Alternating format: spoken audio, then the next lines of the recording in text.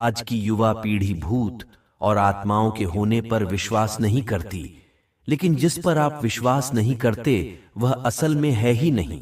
यह तो संभव नहीं है ना। आज हम ऐसे ही भूताहा स्थान से आपका परिचय करवाने जा रहे हैं, जिसके बारे में कहा जाता है कि इसका निर्माण स्वयं एक आत्मा ने किया था। आखिर क्यों मरने के बाद भी भटकती रही वो जी? हां, प्रभाकर गोपालपु एक नई कहानी लेकर हाजिर है। कहानी शुरू करने से पहले दो बातें। शायद आप भूत प्रेत में विश्वास न करते हो। यह भी सत्य है कि आधुनिक वैज्ञानिक युग में कुछ चीजों का अस्तित्व केवल इसलिए नहीं माना जाता कि विज्ञान उसे अपनी कसौटियों पर कसता है और अपने निर्णय सुना देता है। अभी भी विश्व कुछ ऐसी रहस्यमय चीजों, बातों से पटा पड़ा है जहां विज्ञान अपने ज्ञान को ही भूल जाता है और वह उस रहस्यमयता से पर्दा नहीं उठा पाता। खैर, हम तो बस इतना ही जानते हैं कि अगर ईश्वर भगवान का अस्तित्व है तो भूत प्रेतों का क्यों नहीं। खैर, आप मनोरंजन, रहस्यमयता, रोमांच, भूत प्रेतों की दुनिया एवं उनके कारनामों के लिए पढ़ते रहें भूत प्रेत की कहानियां। आइए अब बिना देर किए आपको एक दीवानी चुड़ैल की रोमांचक कहानी सुना ही देता है। बात बहुत ही पुरानी है। हमारे जवार में एक बभनिया नामक गांव था, जिसमें ब्राह्मणों की अनघा आबादी थी। 18-20 घर पाणे के, 8-10 घर दुबे के, 2 घर शुकुल के और बनिया, धोबी, हजाम, कोहार के एक एक घर। अब इस गांव का अस्तित्व नहीं, क्योंकि यह गांव एक प्रवाहमान नदी के तट पर बसा हुआ था और कालांतर में वह नदी धीरे धीरे करके इस गांव को निगल गई और इस गांव के रहने वाले भी एक एक करके दूसरे गांवों में बस गए तथा कुछ ने नदी से काफी दूर अपना आशियाना बना लिया। दरअसल बरसात के दिनों में यह नदी बहुत ही भयावह हो जाती थी और उभनते हुए डरावनी आवाज के साथ बहते हुई अराड नदी के बगल का किनारा को काट काट कर बाढ़ में बहाते लिए जाती थी। और एक दिन यह भी आया कि बभनिया गांव भी इस नदी में समा गया। इसी गांव में घनेसर शुकुल रहते थे। घनेसर शुकुल बेहद ही नामी आदमी थे। इनका एक ही लड़का था सूरज, जो 18-19 साल का गबड़ू जवान था। उसकी कद काठी काफी ही अच्छी थी और वह दिल का भी बहुत ही खूबसूरत था। घनेसर शुकुल ने उसे पढ़ने के लिए उसके मामा के पास कोलकाता, उस समय कलकत्ता, भेजा हुआ था। सूरज पढ़ने में बहुत ही तेज था, जिसके कारण केवल अपनी कक्षा में ही नहीं अपितु उस विद्यालय में उसे चाहने वालों की कमी नहीं थी। अध्यापक से लेकर विद्यार्थी तक सब सूरज की बहुत ही परवाह करते थे और उसका साथ पाने के लिए बेचैन रहते थे। इसी विद्यालय में सकीना नामक एक खूबसूरत और कुशाग्र लड़की भी पढ़ती थी, जो सूरज से 2 कक्षा नीचे थी। पता नहीं कब क्या हुआ कि सकीना सूरज से प्यार करने लगी, और वह भी बेइंतहा। एक दिन की बात है, सूरज पुस्तकालय में कोने की बेंच पर अकेला बैठा विज्ञान की कोई पुस्तक पढ़ रहा था। तभी सकीना भी वहां आ गई। उसके हाथ में छायावादी युग के किसी कवि की कोई पुस्तक थी। वह सूरज की तरफ देखकर मुस्कुराते हुए बोली, क्या मैं आपके बगल में बैठकर पढ़ाई कर सकती हूं? उसकी बातों को सुनकर पुस्तक में खोया हुआ सूरज एक तिरछी पर कौतूहल भरी नजर से सकीना के चमचमाते चेहरे को देखते हुए थोड़ा सकपकाकर बोला, आ जाओ, बैठ जाओ, मुझे कोई परेशानी नहीं। इतना कहते हुए वह थोड़ा सरक कर सकीना को बैठने का इशारा कर दिया। सकीना आराम से उसके बगल में बैठ गई। फिर उस बेंच पर सन्नाटा छा गया और सरज तथा सकीन अपनी अपनी पुस्तकों में खो गए। अचानक पुस्तक में खोए खोए ही सकीना ये पंक्तियां गुनगुनाने लगीं, जो शायद उस पुस्तक से ही, जो आंसू में धुल धुल उजला, जो निष्ठुर चरणों का कुचला, मैं मरु उर्वर में कसक भरे, अणु अणु का कंपन जान चली, प्रतिपग को कर लयवान चली। ये पंक्तियां सकीना इतने दिल से मधुर आवाज में गा रही थी कि कोई भी सुनने के लिए बेचैन हो उठे। अपनी पुस्तक के पृष्ठों को तेजी से पलटते हुए सूरज बोल पड़ा, अच्छा अच्छा। एक बार और गा सकती हो इन पंक्तियों को, क्योंकि ये पंक्तियां हमारी सम्मानित कवयित्री महादेवी जी की हैं।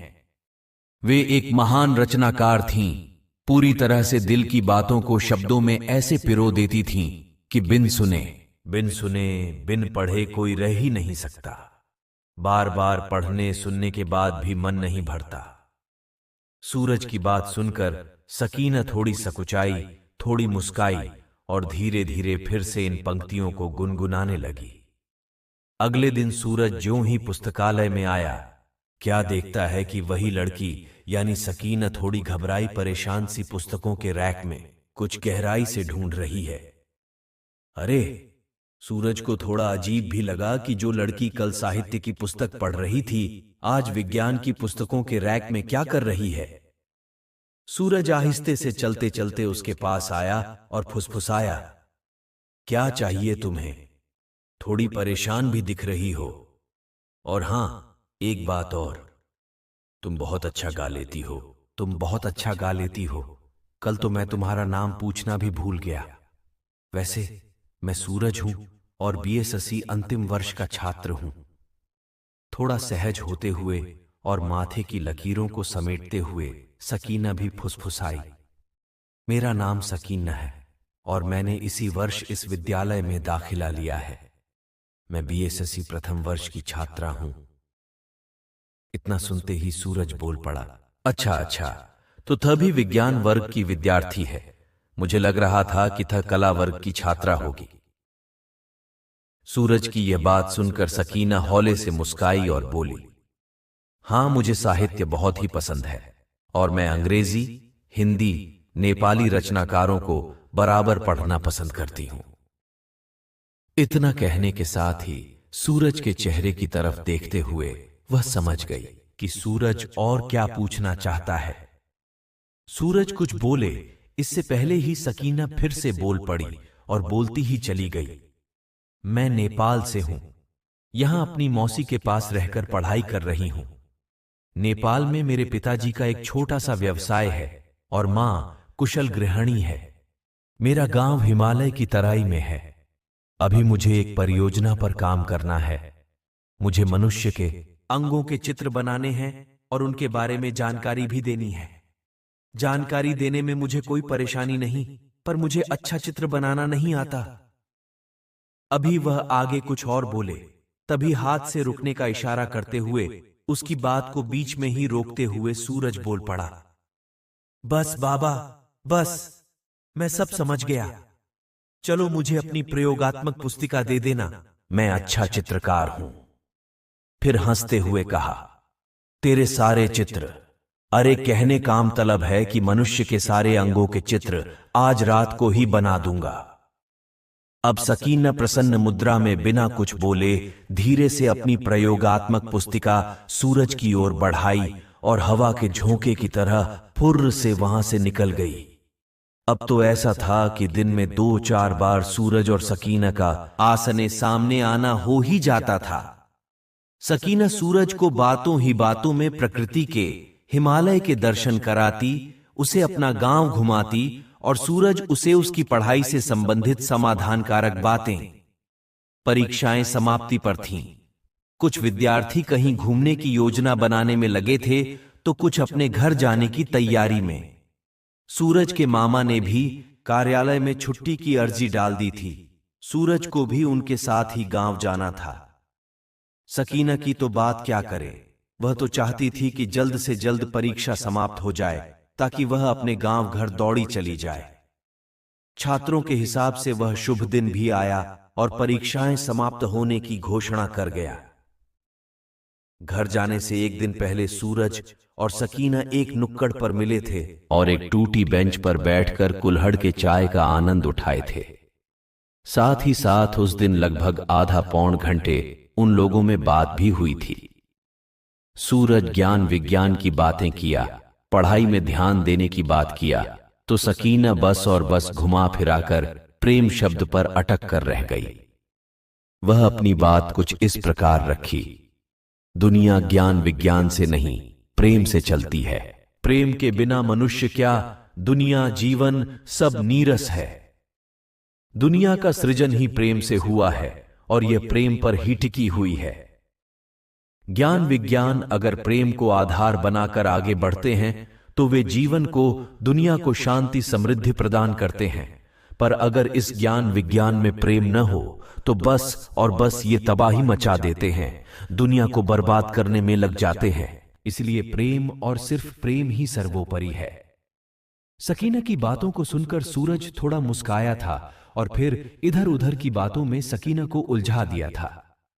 घंटों बाद वे चलने के लिए उठे थे। विदा होते समय सूरज ने सकीना को एक महंगी कलम उपहार स्वरूप भेंट की थी, जबकि सकीना एक राधे कृष्ण की मूर्ति।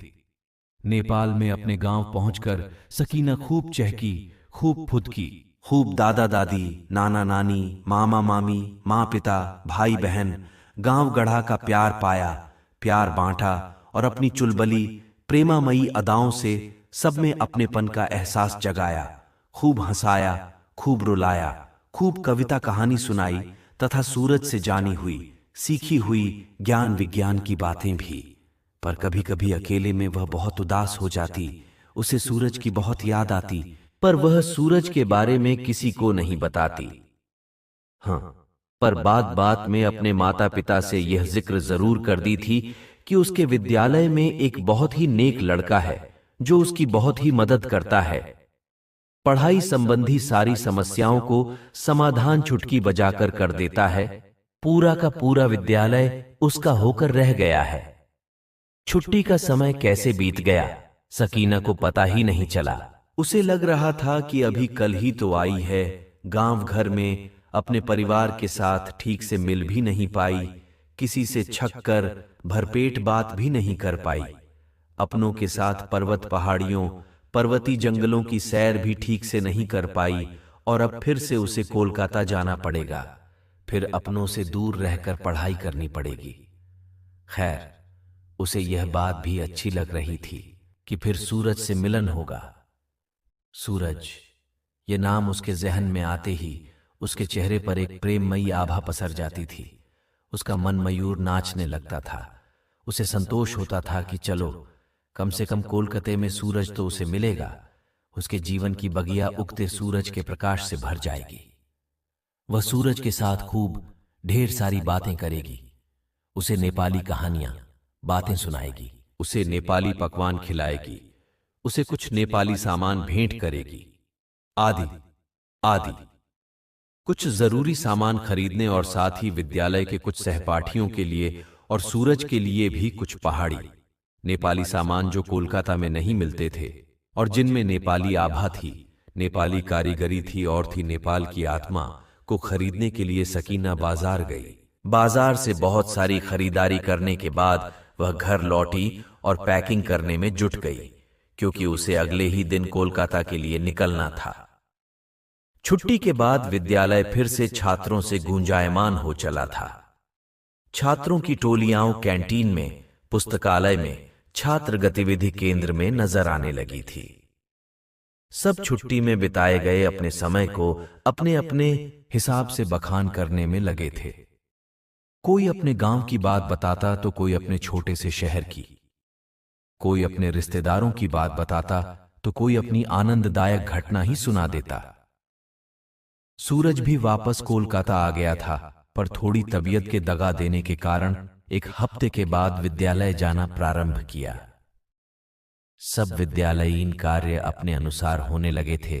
अध्यापक पढ़ाना शुरू कर दिए थे और पढ़ने वाले विद्यार्थी पढ़ने में रुचि लेना, पर सूरज का मन थोड़ा पढ़ाई से उचट गया लगता था, क्योंकि वह कक्षा में खोया खोया सा रहने लगा था।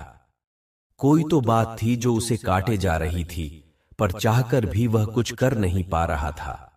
जी हां, इसका कारण शायद यह था कि विद्यालय को खुले 15-16 दिन हो गए। यही बात थी जो सूरज को परेशान किए जा रही थी।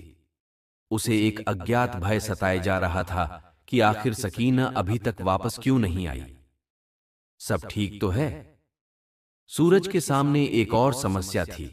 वह समस्या यह थी कि सकीन के गांव जवार का कोई और विद्यार्थी उस विद्यालय में नहीं पढ़ता था और साथ ही सकीन की मौसी का पता भी उसे नहीं मालूम था। जिससे मिलकर वह सकीना के बारे में जान सके। समय धीरे धीरे करवटें ले रहा फिसलते चले जा रहा था। सूरज अब फिर से पढ़ने पर केंद्रित होना शुरू कर दिया था। एक दिन की बात है, वह ज्यों ही पुस्तकालय पहुंचा और रैक से एक पुस्तक निकालकर अपनी परिचित कोने वाली बेंच की ओर बढ़ा तो क्या देखता है कि सकीना पहले से ही एक पुस्तक के पन्नों में खोई हुई है। उसे अजीब लगा। सकीना अचानक, आज यहां कब आई? कुछ बताई भी नहीं। खैर, थोड़ा अपने मन को दिलासा देते हुए बोला कि कोई बात नहीं, आ तो गई। अब उसी से पूछ लेता हूं कि विद्यालय खुलने के इतने दिन बाद क्यों आई। गांव घर में सब कुशल मंगल तो है। यही सब सोचते हुए वह हाथ में पुस्तक लिए उसी बेंच की ओर बढ़ गया। उसे लगा कि शायद सकीना अभी भी उसकी उपस्थिति से अनजान है। तभी तो उसके बैठने के बाद भी हलचल रहित वह पुस्तक के पन्नों में ही खोई है। अब आखिर कितना सब्र करे सूरज, रहा नहीं गया उससे, और उसने हौले से अपने दाएं हाथ को सकीना के बाएं कंधे पर रखते हुए धीरे से बोला, सकीन, तुम कब आई? ऐसा लगा कि सकीन शायद कहीं खोई हो या हल्की निद्रा की गोद में हो। धीरे से अपने अलसाई चेहरे को सूरज की तरफ घुमाते हुए गले को साफ करने के अंदाज में फुसफुसाई, आए, कल रात को आई थी सूरज, बहुत थक गई हूं, मन भी पूरी तरह से क्लांत है। घर गांव की बहुत याद आ रही है, पढ़ाई में मन नहीं लग रहा। सूरज हौले से मुस्काया और बोला, कुछ दिन सब्र कर, सब ठीक हो जाएगा। दोस्ती आगे क्या हुआ ये जानने के लिए पार्ट 2 देखो, जो आपको स्क्रीन पर दिखाई दे रहा होगा।